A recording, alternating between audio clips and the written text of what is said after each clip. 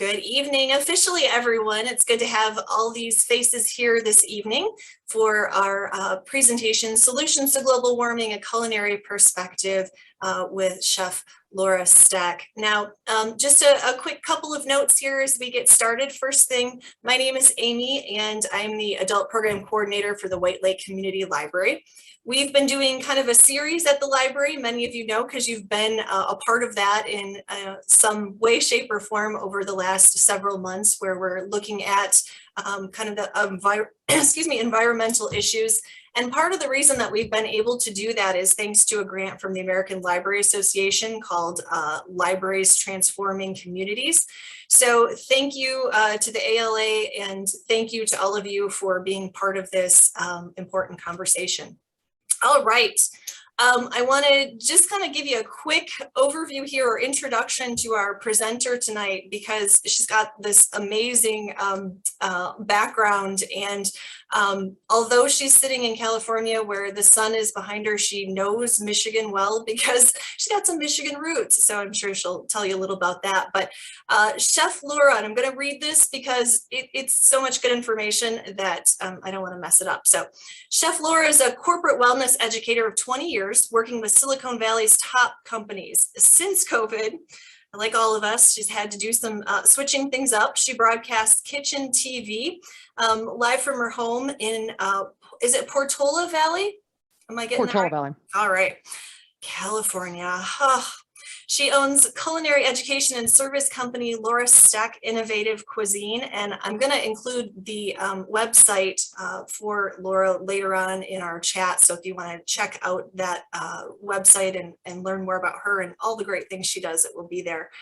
And she authored the book Cool Cuisine, Taking the Bite Out of Global Warming. I'm not sure how well this shows up because sometimes my blur makes things a little crazy, but I actually have 2 copies of this book, and I'm giving them away. So those of you who are here tonight, I'm writing down names, and we're going to do a drawing tomorrow when we're back at the library. And I'm going to, when I send out the recording, which will probably be on Monday to everyone that was here and on our list, 2 of you are going to also get the message that you have a copy of the book to come pick up. And I do have to tell you that this is sort of a cookbook extraordinaire. I mean, it's cookbook, textbook, it's got so much great information. I'm kind of sad to give it away, if I'm being honest, because I've been flipping through pages and really great information, but I'm getting ahead of us here. So, all right, let's see. What else did I want to say? The Food Party is Chef Laura's featured blog with Silicon Valley-based Embarcadero. Okay, I knew I was going to trip over that, so correct me, Laura. Embarcadero. Thank you. Embarcadero Media. There we go. Her work has been featured on NPR, in Martha Stewart, LA Times, Wall Street Journal, Scientific American, and all sorts of great places. And she's got some great little videos and clips online too. So without further ado, you're not here to listen to me go on and on. I'm going to quit talking and turn things over. So thanks for being here, Chef Laura. Thanks for being here, everyone. And take it away. All right. Thanks, White Lake. I think I might have said Whitehall. That was because I had that first. So White Lake, great to be here again. I am from Michigan, go blue. I grew up in Dearborn, and my mom still lives in Brighton, Michigan, which is, of course, near Ann Arbor. She's 96. I have 2 siblings that live in Michigan and a couple niece and nephews. So it's great to be back. I feel like I'm home. I'm sure you'll know that I'm from Michigan when I say the word that or what. I mean, it's so funny. People amazingly will say to me here, I do a lot of talking in public, and I inevitably somebody comes up and says, "You're from somewhere back east, you're from," and the people that are really good will say, "You're from around Michigan," just because of the voice. So you may think that we don't have an accent. I've been proven wrong many times. So anyways, it's great to be back. Solutions to Global Warming, a Culinary Perspective, is my take on the work that we did with my book, Cool Cuisine, Taking the Bite Out of Global Warming. It came out in 2008, and I wrote it with Dr. Eugene Cordero, who is an atmospheric scientist at San Jose State University.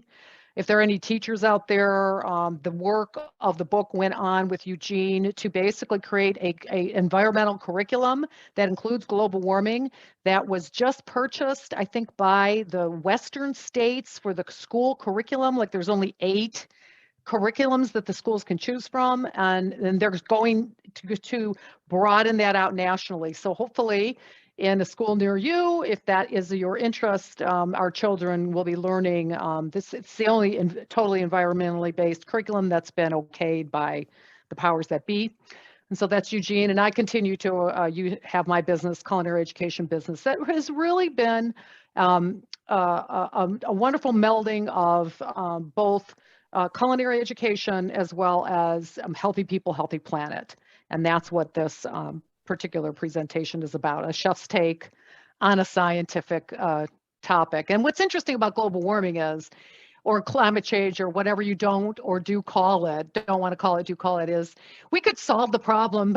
We don't even have to mention the name because food is so integral to the solutions associated with the problems of global warming that we can just talk about good food and talk about how to cook new foods, give people options and new things to cook, and move our way down through the global warming pyramid towards solutions. So let's begin. Oh, okay. So now I know how to do. Okay, I can't do that. How about this? No. Why? I can't. Oh, how about down here? How about this? Oh, yay. Okay, I'm figuring it out as we go. All right. This presentation is a combination of information from my book called Cuisine, from the culinary school I went to, the Culinary Institute of America, and from a nonprofit that actually I started one of the first food and environment education programs in the country back in the early 90s. It was called EAT, the Environmental Eating Action Team. And we basically were talking about the connection between food and the environment. So I've been around the issue long before it was sexy. I started one of the first programs in the country in 1988 up in Arcata, California, which is about 6 hours north of here. And then in the 90s came down into to the Bay Area to continue the work. So we're just going to start asking you a few questions.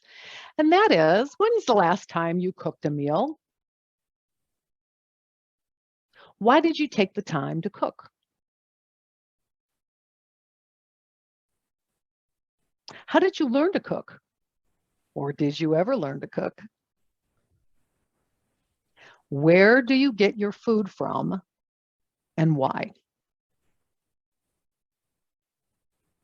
Now, this next selection, little trail that we're going to go on is going to show how obesity has changed in the United States from current day to 1986. And it is not a comment on obesity being a good or bad thing. So we're not looking at that. What we're looking at is, as the issue, we've known that obesity has grown in the country. And we know that one of the big reasons why is because our diets and the way that we eat. But what this presentation is looking at is the problems associated with the way that we eat and how that transfers onto the problems with the planet and how those two things are connected. So it's a good place to start. And we're just going to go through a little journey of the United States. And this is the first, I think the CDC's first map in 1986. It kind of showed on the bottom. Let's see, I think I have a pointer. Where's the pad for this? What are you looking for? The pad for this chair? It's underneath the table. Oh, now I'm hearing someone else speak. Are we hearing other people? Okay, I'm just going to keep going. So I don't know where the pointer is. I'd have to maybe stop to find that out. But you'll notice here that there are 3 categories. You can hopefully see my cursor. And the categories are the light blue represent, the white isn't, there's no data.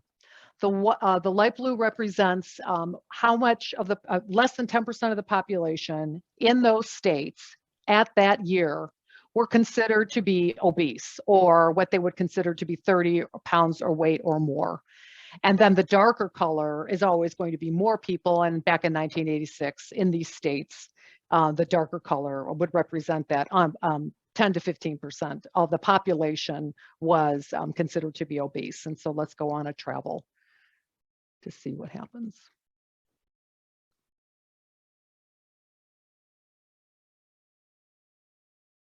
Now we enter a new category here in the darker categories, Michigan included this time, that 15 to 20% of the population in 1992 were considered to be obese.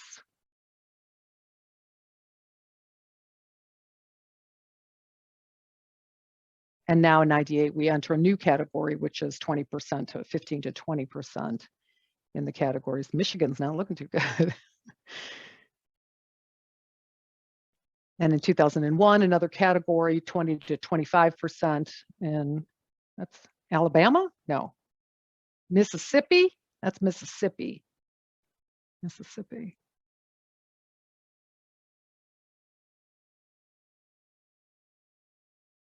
Now here they changed the colors, but the idea is still the same. The lighter colors have less.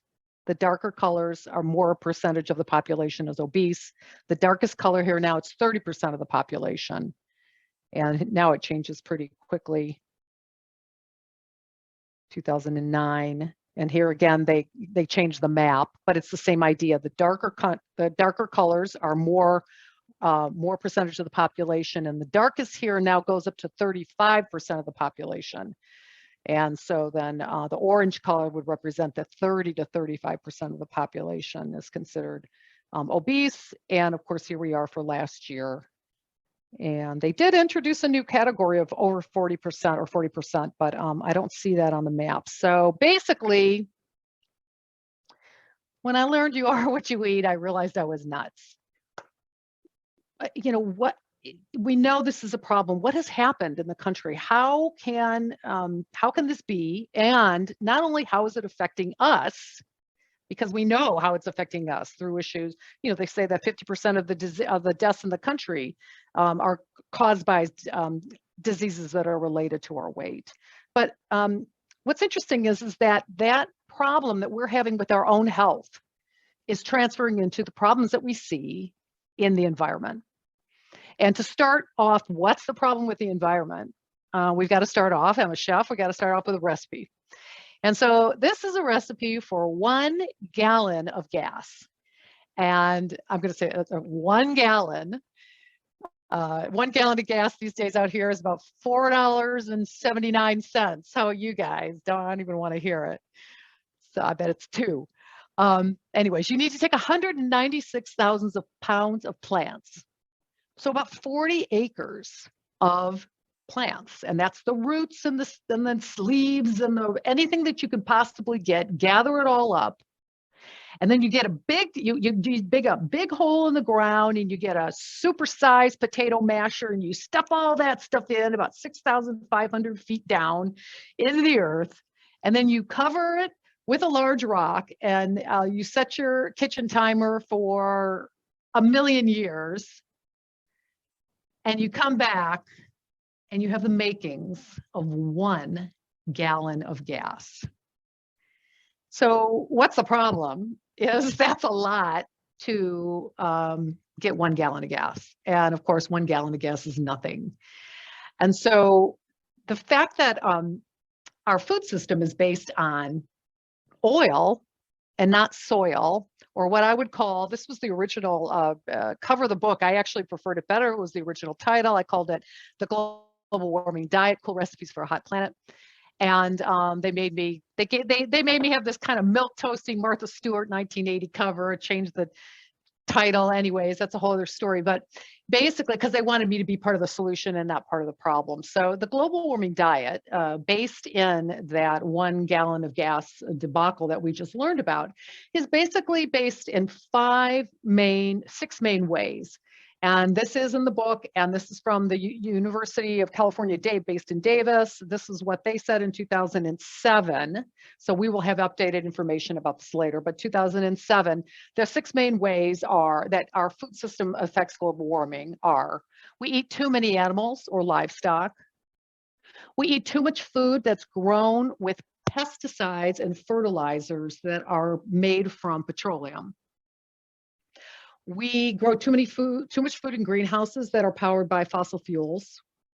And of course, Michigan State's doing some great things growing food and wintertime in greenhouses. I'm happy I can talk about that. I actually researched that for MSU, if anyone's familiar with that program. Fantastic. But getting back to it, we fly food around too much. Air freight is causing issues with the food system, global warming. How you and I get our food, traveling, consumer traveling. And of course, now we have to throw in all the Ubers and all the Lyfts and everything, moving things around. And then food waste, the fact that we're not doing things with our banana peels and our potato skins. And those are the 6 main ways that our food system affects global warming back in 2007.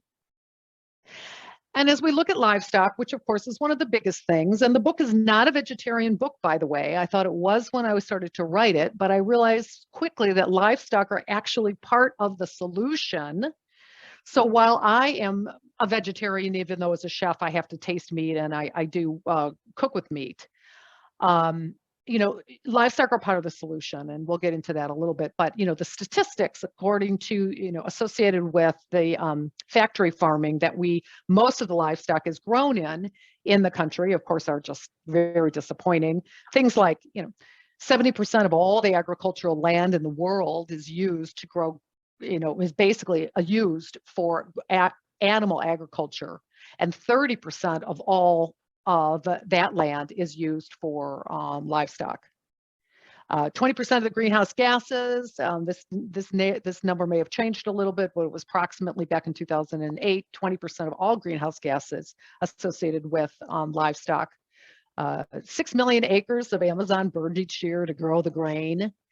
This huge amount of land that is monocropped, or basically, if you've ever driven through Kansas, right, acre after acre after acre of the same exact food, usually corn or soy, which is a terrible way to grow anything and not the way that we see naturally in nature.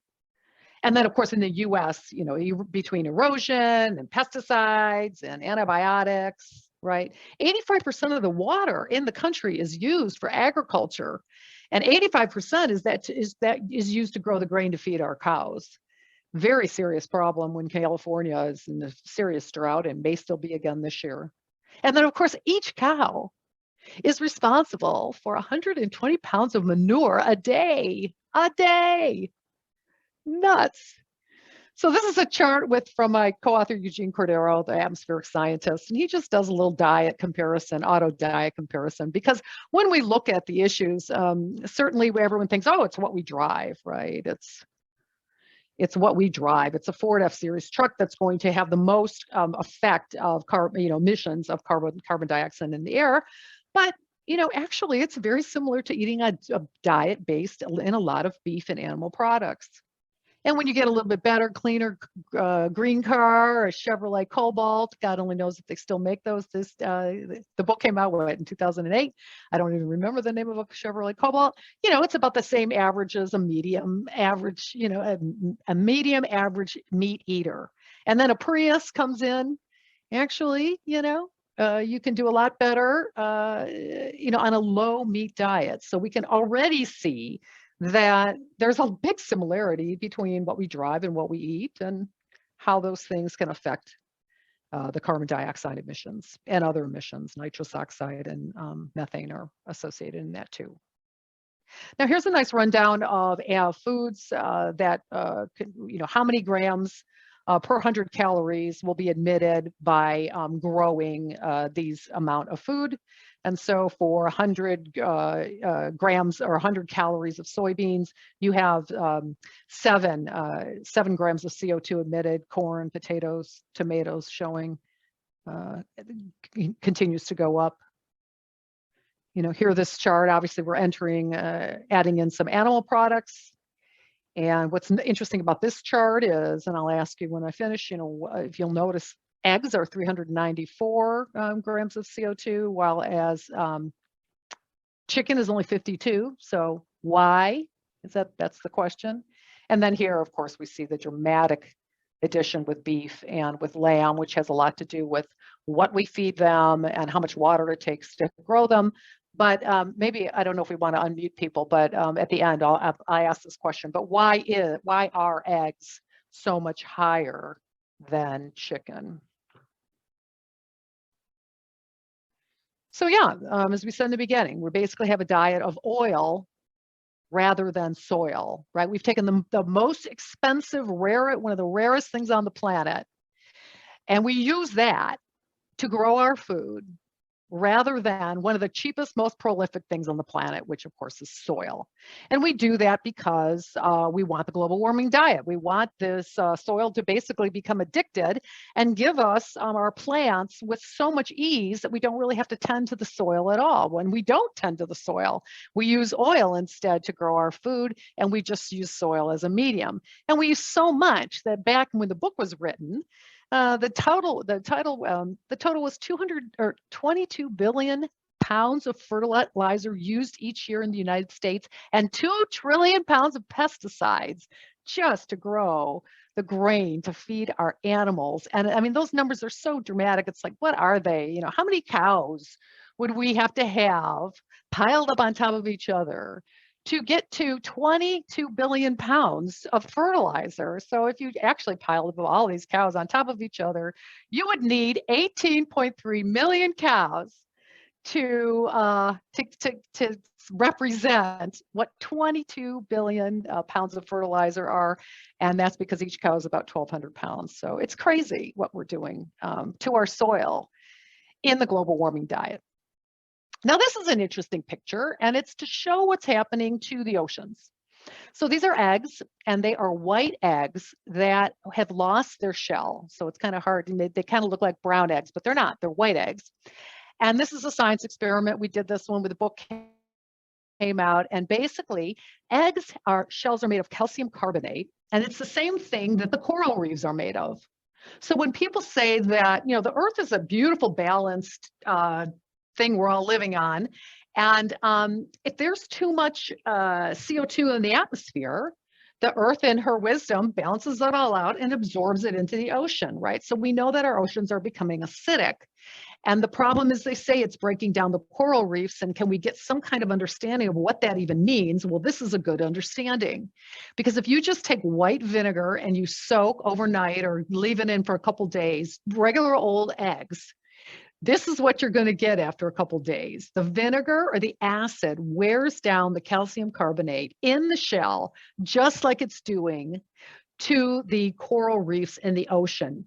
And so if we have too much acid and our oceans are too acidified, you know, this gives a very good example of, wow, really? You can totally dissolve an eggshell just by sitting in vinegar. And that's basically, and it's not just the coral reefs, it's also the shelled, fish. So the shrimp and shellfish, crabs, this is all calcium carbonate. And these animals don't do well in an acidic environment. And then, of course, another of our problems is we don't eat very much variety. You know, we have over, what's the statistic? Oh, I should have well, I can't have the teachers, where you have the notes on the background, but the notes are something like there are over 20,000 edible plants on the planet, and the average American eats 12 and 5 animals. So, we just, going back to the idea of monocropping,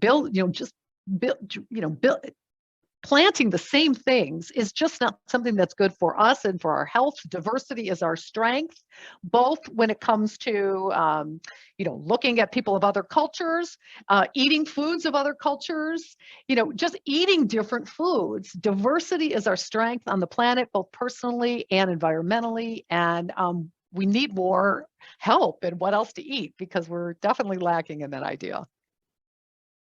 Now, you may know from a statistic that's been around for many moons in the environmental community is how many miles does the average dinner plate travel to get to you? How many miles, when you add up the food, being grown in California, shipped to Colorado for packaging, and then coming back to Colorado to be sold in the grocery stores, or, shipping things around, the average number, and it's been around for a while, is 1,500 miles.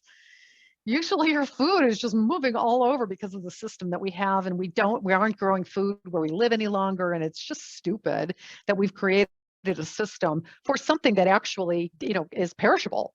So it's not, food is not pens and computers and coffee cups. Food is perishable, and to create a food system that's based in the ways that we do mass production of non whatever, things that don't biodegrade is a silly system. But here's a question for you. And this one, I find it very hard to believe. It's not my statistic. It comes from a presentation I saw at the Culinary Institute of America. A teacher who works for the Massachusetts Institute of Technology, MIT, was doing a research project. MIT does a lot of stuff in food. Anyways, they were working with Target and they wanted to know what the average age of an apple is in these big box stores. And I hate to tell you the answer to this. The average age in these big, huge box stores, Costco and Target and things like that, they say, and again, this isn't me, this is Target's 14 months. Because in order for us to be able to have things, basically food on demand, they take a whole harvest in, they draw down with gases, everything in the apple besides the sugar and the fiber, and then they bring it back to life again so many months later, and so that it be like supposedly is perfectly ripe at the time it gets to your store, but it's been alive for God only knows how long. So don't buy apples at Target. And of course, another issue with our diet is our food waste. We see all kinds of issues with food waste, and we know these from different sources. 40% of all the food made, grown in the United States is wasted. You throw away about a quarter of what you buy, and me too. We go to the grocery store, we get 4 bags of groceries. We walk to our car on the way, one of them drops in the parking lot and we drive away. It's basically the United States. We waste a quarter of what we buy. The most of the food waste ends up in landfills. But the problem with landfills is even though there are now laws that state that we must have systems that withdraw methane from the landfills, that when it comes to food waste, which is one of the largest, if not the largest, in the landfills, the methane, which is another greenhouse gas, 3 times worse than carbon dioxide, it escapes in the first 30 days before the food makes it to permanent storage, which means all of that gas goes up into the atmosphere and we lose all that power, because methane we can power farms, and we do on methane. So that's the problem with landfills and food. And then of course we know that waste must become our fuel. This is the way that the planet works, and we must stop throwing our waste away and thinking that it's going somewhere, because it's not. But don't believe me, in 2017, I think, again, 2018, maybe I need my notes, Paul Hawken, who was featured in the movie that you may have seen with the library, 2040, he was the guy that was sitting on the big windmill with the interviewer, and he wrote a book in 2017 called Drawdown, or 18. And they basically looked at the 100 most effective ways that we can draw down the emissions in the world. And this is from their book. And if you notice these things that are all a little darkened here, you'll notice that these sectors are food. And of the top 20, what is this, 9 of them or 10 of them, I forget, are food. And of course, the top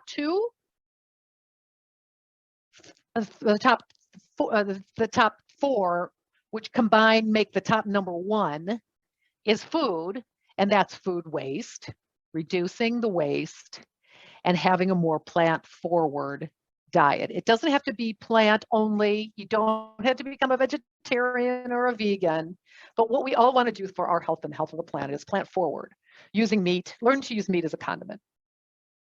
So, the foods that make people sick, we can sum up: eating too much meat, we eat too much refined carbohydrates in the United States of America. So these 4 main issues, these are the 4 biggest problems per Harvard School of Nutrition with the American diet. We eat too much meat, we eat too many refined carbohydrates, too many chips and crackers and cookies and flours and candies, and we eat too much salt, and we eat too much in general.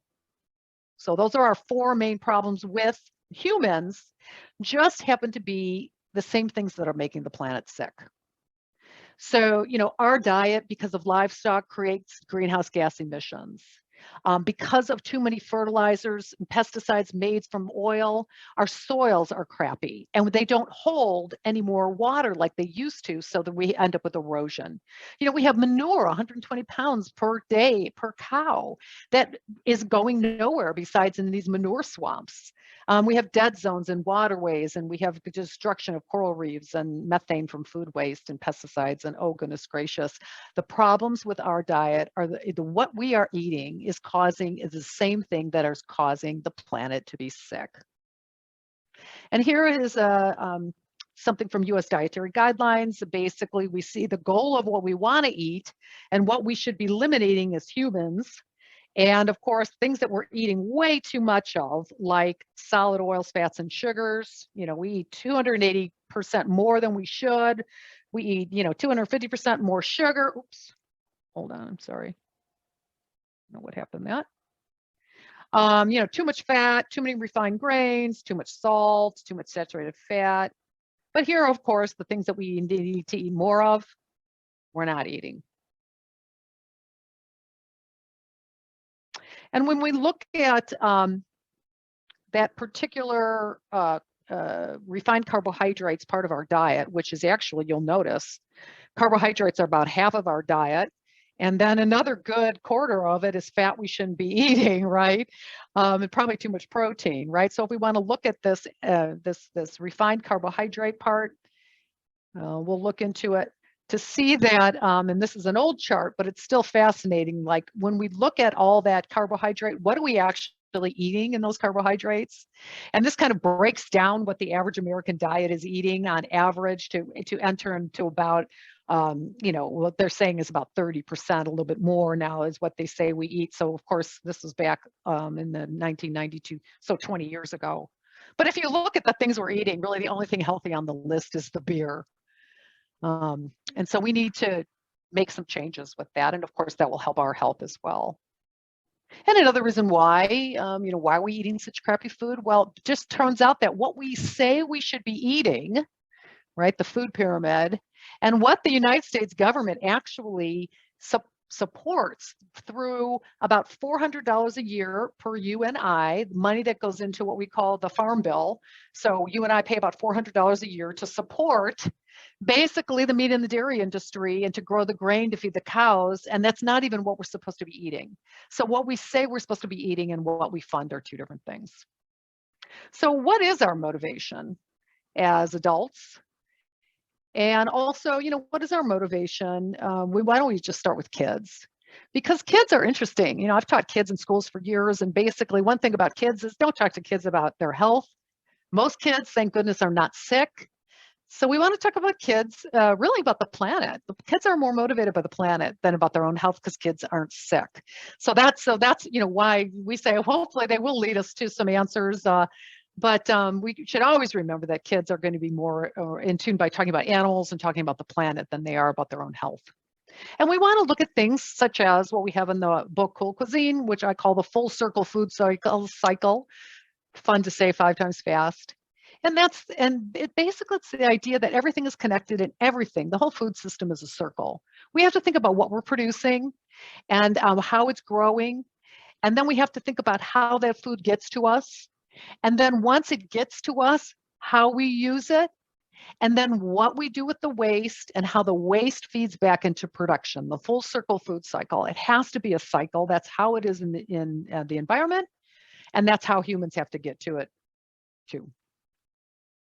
And this is an interesting chart from an organization everyone should know about, the Rodale Institute. It's based in Pennsylvania. It's one of the longest, I think it is the oldest organic nonprofit studying how to grow food in a more sustainable way. And this is a picture that they have in 2 different soils with 1% carbon in it and 5% carbon in it, which of course are all those leaves and plants and roots and things we were talking about at the first slide about the recipe for gas. And you can notice that just with a little bit more carbon, you have an amazing change of color and of texture. And it just so happens, another crazy statistic is in a healthy tablespoon of soil, you will find 1 billion microorganisms, 1 billion. And what are those guys all doing in there? Well, I call them the sous chefs of the soil. So one of the microorganisms that lives in the soil, and healthy soil, is called the mycorrhizal fungi. And these guys are so great. I tell my only joke, which is Microrizal walks into a bar and he says, "Bartender, I want a drink." Bartender says, "I'll serve Microrizal." And Microrizal says, "Oh, come on, I'm a fun guy." Wah, wah. You've heard it before. But anyways, these guys are amazing. They're down here. These circles. First off, they encase themselves in hard carbon, which is one of the ways that when we can sequester or draw down, as Paul Hawken was talking about, carbon into the soil, the mycorrhizal cover themselves in it and it stays sequestered. Fascinating. But they're the sous chefs of the soil because when soil is healthy, there is all these, phosphorus and boron and zinc and things in a healthy soil, but it's everywhere in the soil. And so what this is a corn plant, and they have roots called hypha that extend into the soil. And these hypha roots from the root of the corn they put in their order like they're short order cooks. They say, I need a little zinc, I need a little boron. And then the mycorrhizal go out in the soil, pick up the nutrients, bring it to the plant. But if they're not in the soil, this doesn't happen. And this is an interesting picture of soil under a telescope. And this is again from the Rodale Institute of Pennsylvania. You can go visit if you're interested. And my question to you is, what does it look like? Healthy soil. Kind of looks like a sponge to me. And that's very important because not only are we wanting bacteria and fungi to live in the soil to bring these nutrients to the plant. When you have healthy soil, it looks like a sponge, which means it holds more water. And for places such as California, again, we didn't get any rain at all in January, and there's a good chance we may not get any this month. And if we don't get rain, it only rains here December, January, February. So, we don't have rain all year long. And we need our soil to look like a sponge so that it holds water for longer. And of course, the problem with too much fertilizer is when we have too much fertilizer in the soil, I term it, it makes plants grow too fast. And it's like eating a cake that didn't get enough time to bake in the oven. The plants will pull up more water because of the interaction of the fossil fuel-based fertilizers. And then we have the prime offender, I think, to this system, which is what I call bloated produce or fertilizer force-fed phony food. It's the peppers in the grocery store. You want to talk about something that's got no flavor? I mean, so much of the produce that we sell now, and Michigan's even worse than California. Have you noticed the produce has gotten bigger? It's huge now. Why is it so huge? It's filled with water. What does that do to the flavor culinarily when you add water to something? It dilutes your flavor. So we want to get rid of that. We want to say goodbye to the system. We want food with flavor.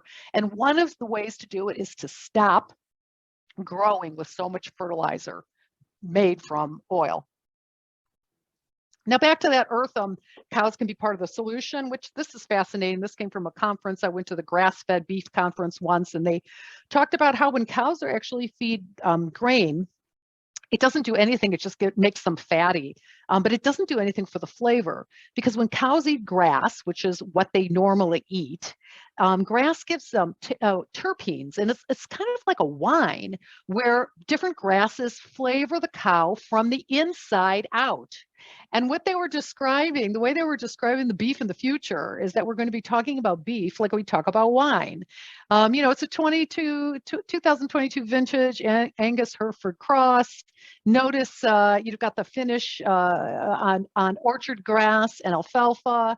Note the hints of cinnamon and apricot. I'll give it a beef spectator rating of 92. Right. So not only do we lose, if we changed all of our supposed grain-fed beef to grass-fed beef, this is a statistic from the book, we would all lose 5 pounds because it's got less fat in it and it has more flavor. So this myth that somehow the United States likes grain-fed beef, that's because the United States doesn't eat grass-fed beef for the most part, much more flavor. We did this taste test between a grass-fed chili in the book and a, Safeway or whatever chili, and there was no comparison. I mean, the flavor is dramatic and much better. So the idea is eat less beef and eat better quality and be better, healthier for you, healthier for the planet. And then, of course, when we're looking at local, this is an important graph because there's something just that talks about that local isn't always the answer. Like, we like to eat foods that are close to us, and of course, it's often the answer, but it's not always the answer, and that's because food travels and has different, depending on how food gets to us, it can cause different greenhouse gas emissions. So, this is the wine line, they call it in the United States. And if you live in California or anywhere to the west of this line, and you're looking for your most local wine, and your choices are California or France, anything to the west of this line would be your most local wine, would be California.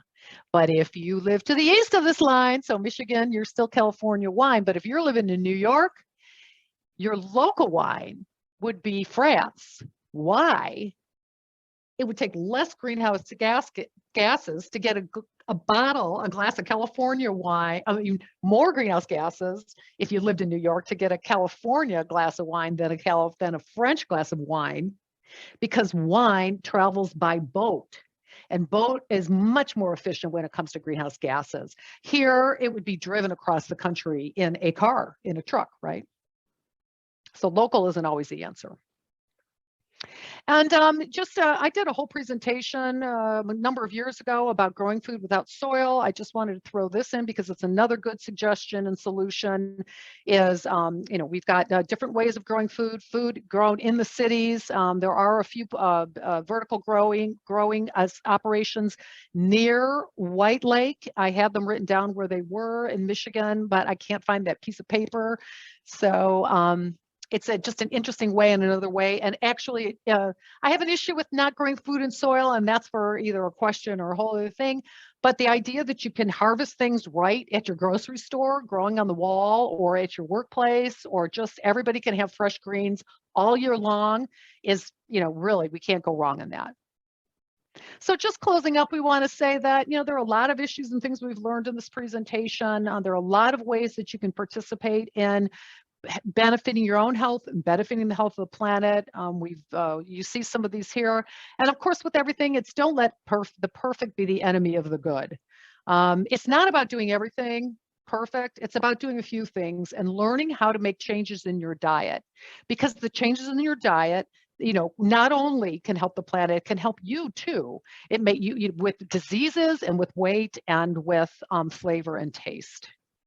So you might start simple by just looking at the environmental working groups, what they call Dirty Dozen and Clean 15. These are things you can get from their website. Every year they update it, and these are the most polluted from oil-based fertilizers and pesticides, and then the produce that is the least, that is the cleanest. So we noticed that strawberries top the list of, if you're looking to buy organic and you can't afford organic all the time, or you may just, just buy the top ones. So really think about strawberries, spinach, kale, and then the list goes on from there for, the things that you want to look for organic if you can't look for organic all the time. And then, of course, the things that have the least amount of pesticides, number one is avocado. Believe it or not, corn, because corn is genetically modified, and that's a whole other story, but pineapples, also genetic modification, and papayas too, genetic modification. Onions don't have a lot. So to buy those, if you're not going to buy everything organic, that this list could help you not let perfect be the enemy of the good. But in the end, humans are motivated by pleasure. And certainly as a chef, that's my important thing. If your healthy food isn't tasting good, you're not doing it right. We want to learn how to cook to make our healthful food taste good. That's the whole idea. And so just to close, so many people want to tell you what not to eat. And I think that is the stupidest thing, because most people don't know what to eat anyways. I've worked with Kaiser Permanente for years, and we tell people, they have to reduce their meat consumption. And, what do you think the most common question is? So I'm talking to you, I'm the chef. I say, hey, you got to reduce your meat consumption. Most people say, what will I eat, right? So it's not the idea of don't eat meat. It's Give people options. We need to teach people how to use more food. We need to teach people how to bring out the secrets of vegetables and eat more vegetables. Basically, whatever diet you may be following these days, it should be eat more vegetables. Real quick, vegetables have secrets. And the secret is that they're sweet. And you say an onion is sweet, right? Onions aren't sweet. But if I cut the onion up and saute it, what happens? It caramelizes, becomes brown and sweet. That's just science. All vegetables have carbohydrates. All vegetables can caramelize if you get them to a temperature of 330 degrees Fahrenheit or higher. So are you smarter than a fifth grader? What temperature does water boil at? 212. 212 Fahrenheit water boils, 330 secrets come out. So if you boil and steam all your vegetables, your temperature just doesn't get hot enough to bring out the secret. What's the secret? Vegetables are sweet. What temperature does it take? 330 Fahrenheit or higher. Where do I get that in the kitchen? Broiler, saute, oven, grill. So you don't boil and steam all your meats, do you? Why do you boil and steam all your vegetables? You don't bring out the secret. People are motivated by sweets. Certainly kids are. Learn how to bring out that sweetness. A good way to sum it up, eat these 3 foods 3 times a day. Eat vegetables 3 times a day. Try to eat fruits 3 times a day and eat grains 3 times a day, whole grains. I have a whole class on sugar and we can't get into it, but I do want to say something about whole grains because so many of us, including me, the sugar addict, we are just, we eat way too many cookies and cakes and candies, but we don't eat enough whole grains. So I'm going to finish that up with in just a couple slides. Also, when we're teaching people about food and the environment, it's really good to bring food in. So if I'm again talking about this issue of the eggs, for instance, and the acidity in the oceans, bringing in the eggs, if we're doing a presentation and if I was doing this live with you, I would bring in the eggs and I would serve you some kombu, some dashi broth, which is one of the answers that we got in 2040, this marine permaculture, where we're going to be using sea vegetables for so much more. And of course, filled with flavor and a very important flavor called umami, which is that savory taste we get most often from meat that is often found in plant sources too that we need to learn, not only sea vegetables, but tomatoes, Parmesan cheese, roasted peppers, eggplant, miso, soy sauce, a lot of things that we want to learn in culinary to bring that umami into flavor that is based from plants. This is another example of how we talk about, when we have too much carbon dioxide in the air, it's going to change. Basically, weeds grow faster. And so it kind of changes. There are plants called C3 plants and C4 plants, and it's how they absorb carbon. And so right here on the side is kudzu. This is dried kudzu that is going to be like poison oak out here or poison ivy back there, are going to be one of the winners of global warming because weeds do better. But kudzu is really an invasive plant in the south. But here, if we dry the root, we can actually turn it into a thickener that by far is much better than any cornstarch you would use. And we make these delicious sauces that go over our whole grains. And so we learn we learn the issue, and then we learn how to turn people onto the issue by feeding them as well in this kind of idea. And it's important with whole grains that there are different ways you can cook them.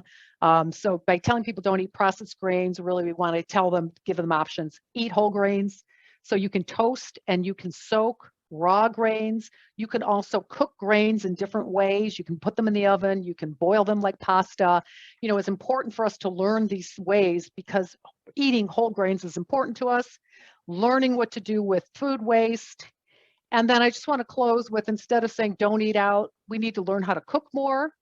And one way that we can learn how to cook more is if we have a sharp knife. So yeah, we're finished. I just want to show you a little bit about sharpening a knife because most people's knives are not sharp. If you start, I never paused for any questions. Oh, now I'm at the end. Anyways, I want to show you this. So when you use your knife, you have microfibers in it that bend over. And in order to keep your knife sharp, You need to straighten those fibers back up again. But if you sharpened your knife, each time you bend over, you would end up over sharpening your knife. So you don't want to sharpen your knife each time that happens. Basically, for every half hour that you use your knife, so if you cut 15 minutes tonight and 15 minutes tomorrow, you would take out this thing that they gave you when you got married or maybe when you graduated college or so. They gave you one of these things in that knife block. You've never removed it. Tonight, remove that. It's called a honing rod or stick. And for every half hour you use your knife, you hone it. So every half hour means that maybe I'll do it every other night, or if it's Thanksgiving and I'm cooking for 6 hours, I might do it 12 times during that day. But basically I'll take my stick and my knife at a 20-degree angle. So if this is 90, 45, 20, right? About 20. And I go from the back of the knife to the front of the tip 10 times on each side. Then I flip to the other side, the other edge, 20 degrees, 10 times on that side. Then 5 times on each side. And of course, it's not brain surgery, so you could do whatever. 2 times, this is how I learned in the culinary school, and then 10 times alternating on each side. Now, what this does is it doesn't sharpen your knife. It straightens out those fibers so you can keep them straight. And so that you will then go sharpen your knife like twice a year. So it keeps your knife sharper longer. That's very important when we're wanting to cook more, because if you don't have a sharp knife, it's crappy. So on that note, I think we bring you to the end. And I'm sorry I didn't pause during, I haven't had a note here, pause. But I'm happy to take any questions. I'll ask one. I'll start off and say why in that chart where we showed the carbon that comes from eating foods, why are eggs higher than chickens? Or I'm happy to answer any questions that you have.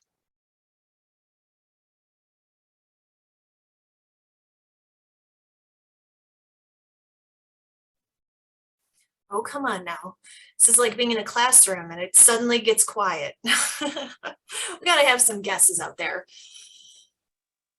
Yes, I have a comment, and I guess it's a question as well. What I would like to see addressed, because I found this quite frightening, actually, especially the charts about obesity. And what I think everyone needs on their refrigerator is a chart that shows appropriate portion sizes. And I have a chart on my refrigerator that is very helpful to me because it even tells how many grapes I should serve as a portion, how many potatoes, how many beets, because certain foods have, like sweet corn. It's amazing how much sugar there is in some of these vegetables even. That having a portion size chart is very helpful to me because I know how much sweet corn or how many beets or how many grapes, and meat portions too should just be like the size of a hockey puck. And I think if we were more, had more of these charts and evidence in our homes and were educated about correct portion sizes, I think we'd have a lot healthier population, and I think that would be a great way to start. Betty White, wow. Betty White. All right, Betty. I agree with that completely. As a private chef, I've been working as a private chef for years. And that is basically, I'll go in and cook for, people in their homes. And the most common problem, when I say, what's your biggest problem? The first time someone said portion size, I thought, oh, okay, the problem is portion size. The second time someone said portion size, I was like, oh, they've got the same problem as person number one. The third time someone said portion size, I said, this is the issue. Everybody has the issue with portion size.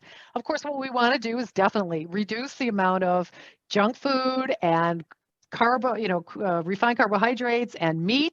And we want to learn how to eat more vegetables. We want to learn how to bring out that sweetness. You can eat a lot more vegetables. And if you start making them sweet, you can turn them into snacks and all kinds of things. And so we need to definitely, start eating more foods that are plants, definitely more nuts and even more fat, because we got that whole fat thing wrong in the 1980s.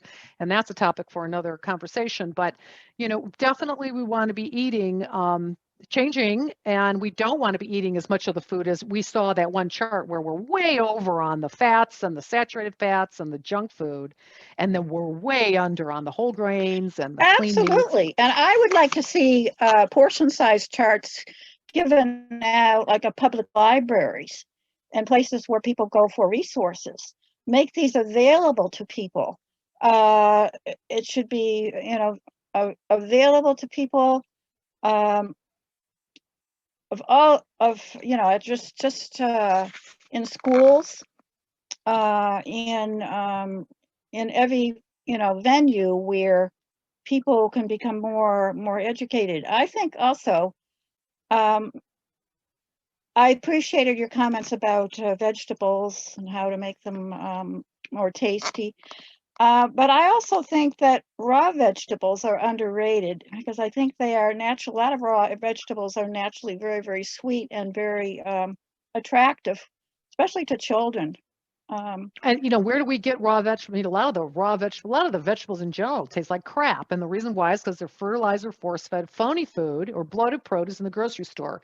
So where do you go? You grow it yourself. You go to the farmer's market, right? To a good produce. I don't remember produce. Out here in California, they've got these produce markets. I don't necessarily remember those in Michigan, but they might have them. But yeah, try to get your produce in a place that you can actually get good tasting. Oh, produce. Yes, summer markets have become very, very popular, and I think growing your own food as well. And I just think growing your own apples in your apple orchard, maybe we should be planting more of these fruit trees on our properties, making them available. Even in our public parks, there would be places to grow, more of these sources. But anyway, that's my comment about how we could address some of our problems that can sometimes seem overwhelming. It would be a good place to start anyway. Yeah, there's so much to know. My gosh, we eat 3 times a day and we know so little about it. If you played golf 3 times a day, you would have all the best equipment. You'd take private lessons, be part of a club, read periodicals in the mail. I mean, things that came in the mail. I mean, where has cooking and eating escaped us? Maybe we learned from our parents, and they didn't get any training either. The more you learn in culinary, the easier, more tasty, delicious your food and your food will be. What's an interesting statistic during the book was that the USDA estimated that for the average woman, they spend a 3-month full-time 40-hour-a-week job every year, 3 months out of the year, tending to the food needs of themselves and their family, from the planning to the shopping to the cleaning up. Women put in approximately a full-time 3-month job, whereas men on average a 2-month full-time job. And so can you imagine going to a new job and having no training with it? And not only is your boss going to view your work, they're going to put it in their mouth and eat it. I mean, it's crazy, so any information that you can get as far as nutritionally goes with charts or culinarily goes, bringing out secrets, these things will make your cooking just stronger, your taste better. And of course, where you get your food from, is, if you can get high quality tasting food that, you start off fighting the battle of the food that has no flavor, which so much of the food they give us doesn't.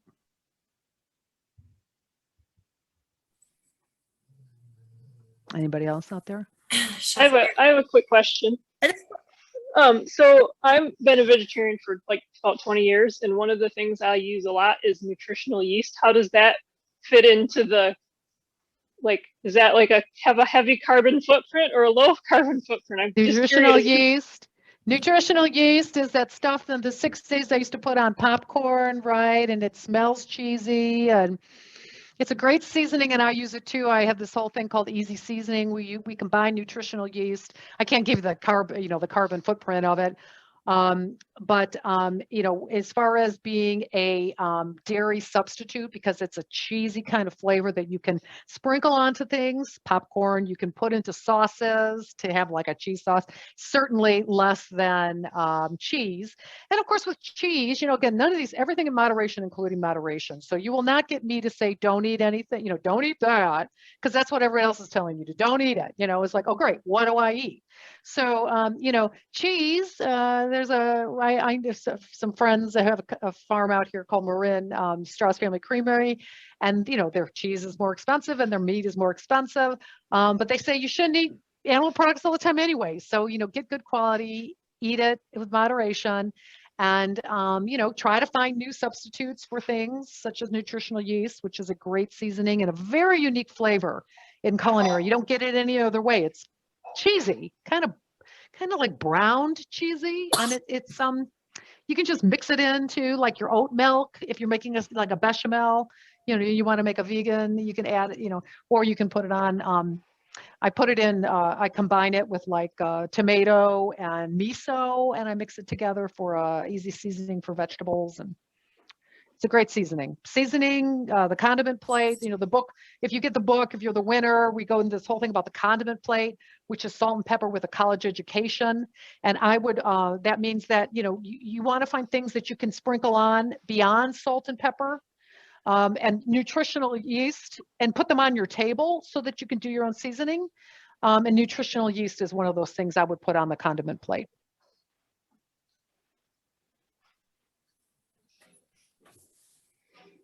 All right, we are almost out of time, but I saw Tamara posted something in the chat about the egg question. She says, is the egg thing because laying hens is a short time frame of their life?